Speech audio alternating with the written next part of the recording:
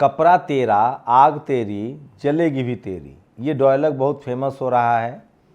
उसी तरह से सोचिए, वोट बहुजनों का, बहुजन भारत के मूल निवासी, और अत्याचार बहुजनों पर, गरीब लाचार बहुजन, बेरोजगार बहुजन, जेलों में बहुजन, सड़कों पर मजबूर बहुजन। बहुजन मतलब SC ST OBC किसान। लेकिन क्या मजाल है कि इसके खिलाफ कोई फिल्म बन जाए, कोई इस पर बात कर ले। इस देश के नागरिकों की ये हालत है। लेकिन देर सवेर ही सही, अखिलेश यादव ने बड़ा ऐलान किया है। एक टेलीविजन के कार्यक्रम में उन्होंने कहा कि इस बार DPA, दलित पिछड़े अल्पसंख्यक, पिछड़े PDA उन्होंने नाम दिया है, पिछड़े दलित अल्पसंख्यकों के सहयोग से 2024 में वो यूपी में कम से कम 80 सीटों पर फतह करेंगे। चलिए, देर से ही सही, कम से कम ये राजनीतिक समझ तो बड़ी। ये सबसे बड़ी खबर है आज की जो मैं आपको बता रहा हूँ। अखिलेश यादव ने साफ साफ इशारा किया है कि इस बार अगरा बनाम पिछड़ा चुनाव होगा। मतलब कि PDA, पिछड़े दलित अल्पसंख्यक, जिसकी बहुत समय से बात हो रही थी, ये ठीक उसी तरह का फॉर्मूला है जिस फॉर्मूले के तहत बीजेपी गैर मुस्लिम वोटों का ध्रुवीकरण करती है, धर्म के नाम पर, हिंदू के नाम पर। अब अखिलेश यादव ने तय किया है कि वो PDA, पिछड़े दलित और अल्पसंख्यक, मतलब पिछड़े मुस्लिम और अल्पसंख्यक को मिलाकर बड़ा राजनीतिक ऐलान करेंगे। इसका मतलब ये हुआ कि चाहे टिकट का बंटवारा हो, वो टिकट ज़्यादातर किसान जातियों के, पिछड़ों के, दलितों के और अल्पसंख्यकों को मिलेगा। तो ये इस पर कोई बात नहीं करेगा। लेकिन ये आज की सबसे बड़ी खबर है और यही स्ट्रैटेजी मान्यवर कांशीराम साहब की थी, और जिसकी जितनी संख्या भारी उसको इतनी भागीदारी। मैं बार बार कह रहा था कि इस देश में लालू यादव जब तक सत्ता में रहे, अगरा बनाम पिछड़े का चुनाव लड़ते रहे। BSP ने अपने सबसे बेहतरीन दौर देखा जब उसने मान्यवर कांशीराम साहब का फॉर्मूला अपनाया, और अब उसी फॉर्मूले पर आगे बढ़ रहे हैं अखिलेश यादव। लेकिन बिहार में ठीक इसके उलट है।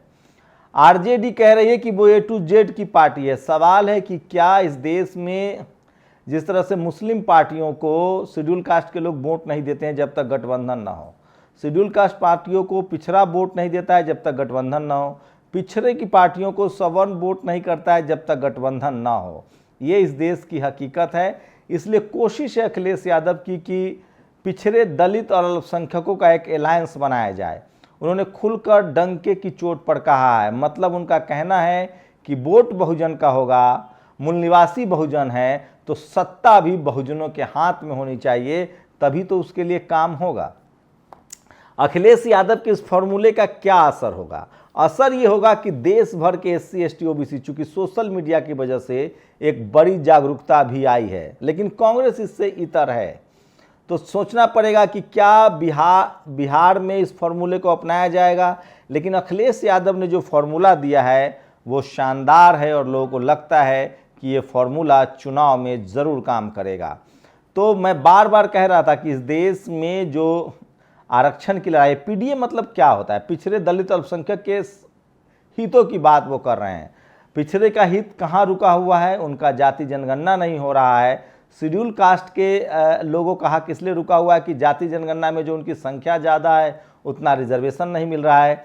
अल्पसंख्यक समाज के साथ जो हो रहा है सो आप समझ रहे। लेकिन पिछड़े दलित अल्पसंख्यक, मैं जब SC ST OBC की बात कहता हूँ तो ये आप किसी भी धर्म में हो, आप सिख धर्म में भी OBC SC हो सकते हैं, आप अगर हिंदू धर्म में है तो भी आप SC ST OBC हो सकते हैं, आप क्रिश्चियन में हैं तो भी आप शेड्यूल ट्राइब हो सकते हैं, आप मुसलमान में हैं तो भी OBC और शेड्यूल ट्राइब हो सकते हैं। ये फिलहाल भारत की वस्तुस्थिति है। तो इसी को लेकर अखिलेश यादव ने एक बड़ा ऐलान किया है कि 2024 का चुनाव वो PDA मतलब पिछड़े दलित और अल्पसंख्यक के नाम पर लड़ेंगे। तो क्या 80 के 80 लोकसभा सीटों में वो इस बार पिछड़े दलित और अल्पसंख्यकों को टिकट देने जा रहे हैं? क्या सवर्ण कैटेगरी के लोगों को टिकट नहीं मिलेगा? क्या अखिलेश यादव को लग गया है कि जनरल कैटेगरी के लोग उनको वोट नहीं देते हैं? इस बात को लेकर लगातार बहस हो रही थी, बातचीत हो रही थी। कांग्रेस के दौर में भी यही फैक्ट था, लेकिन अब सब कुछ साफ हो गया। लोगों को लगने लगा है कि जनरल कैटेगरी का वोट ज़्यादातर बीजेपी के पास जाता है। जैसे बीजेपी को लगता है कि अल्पसंख्यक समुदाय के लोग हमें वोट नहीं देते हैं तो हम उनको टिकट ही ना दें, ऐसा कई बार देखा गया है। इसी कड़ी को अब क्या अखिलेश यादव अपना सकते हैं? ये तो उन्होंने नहीं कहा है कि टिकट को लेकर क्या करेंगे, लेकिन उन्होंने ये ज़रूर कहा है कि उनका जो गठबंधन होगा वो पीडीएस सिस्टम पर होगा, मतलब पिछड़े, दलित और अल्पसंख्यकों को लेकर वो आगे बढ़ेंगे और इसी के आधार पर 2024 का चुनाव लड़ेंगे। आप लोग की क्या प्रतिक्रिया, अपनी प्रतिक्रिया जरूर दीजिए। क्या अखिलेश यादव का ये प्लान देश भर में सफल हो पाएगा? इस प्लान पर स्टालिन पहले से ही चल रहे हैं, तो अगर ये प्लान देश भर में लागू होता है तो 2024 का जो चुनाव होगा वो अगरा बनाम पिछड़ा, मंडल बनाम कमंडल होगा।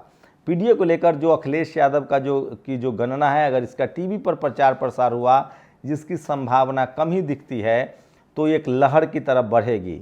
मैं फिर कह रहा हूँ, पीडीए मतलब जाति जनगणना सबसे बड़ा मुद्दा है, पीएसयू कंपनी सबसे बड़ा मुद्दा है, सरकारीकरण सबसे मुद्दा है, रिजर्वेशन बड़ा मुद्दा है। तो क्या एससी एसटी ओबीसी के मतलब बहुजनों का वोट, मूल निवासियों को अधिकार, क्या ये बड़ा मुद्दा होगा? तो मैं फिर कह रहा हूँ, बहुजन वोट, बहुजन मूल निवासी और बहुजनों के अधिकार का जिस तरह से हनन हो रहा है, जिस तरह से आरक्षण खत्म हो रहा है, जिस तरह से एससी एसटी ओबीसी और अब किसान जातियों को लगातार धरना प्रदर्शन कर रहा है, उससे लगता है कि कम से कम सेकेंड जनरेशन, लालू यादव, मुलायम सिंह यादव, मायावती जी, कांसीराम साहब, हेमंत सोरेन, शिबू सोरेन को ये सब पता था। तो क्या आप सेकेंड लीडर जनरेशन से सोचिए, मुलायम सिंह और कांसीराम साहब का गठबंधन हुआ था, सरकार बनी थी। मंडल कमीशन के समय लालू यादव अपनी सरकार बचाने में कामयाब रहे थे और उनकी राजनीति बराबर जो है शोषित, वंचित, अगरा बनाम पिछड़ा था और वो चुनाव जीत रहे थे, क्योंकि अगरा बनाम पिछड़ा में अब किसान कम्युनिटी भी शामिल हो रहा है। तो क्या धर्म की राजनीति का काट पीडीए है, पिछड़े, दलित, मुसलमानों का कॉम्बिनेशन है? आप लोग अपनी प्रतिक्रिया जरूर दीजिए। शुक्रिया। नेशनल दस्तक की आपसे गुजारिश है कि अगर इसको बचाना चाहते हैं तो नेशनल दस्तक को सब्सक्राइब करने के लिए रेड कलर के सब्सक्राइब बटन को दबाएं, फिर बेल आइकन की घंटी दबाएं। नेशनल दस्तक को बचाने के लिए बहुत जरूरी है कि हर खबर को शेयर करें, लाइक करें, कमेंट जरूर करें।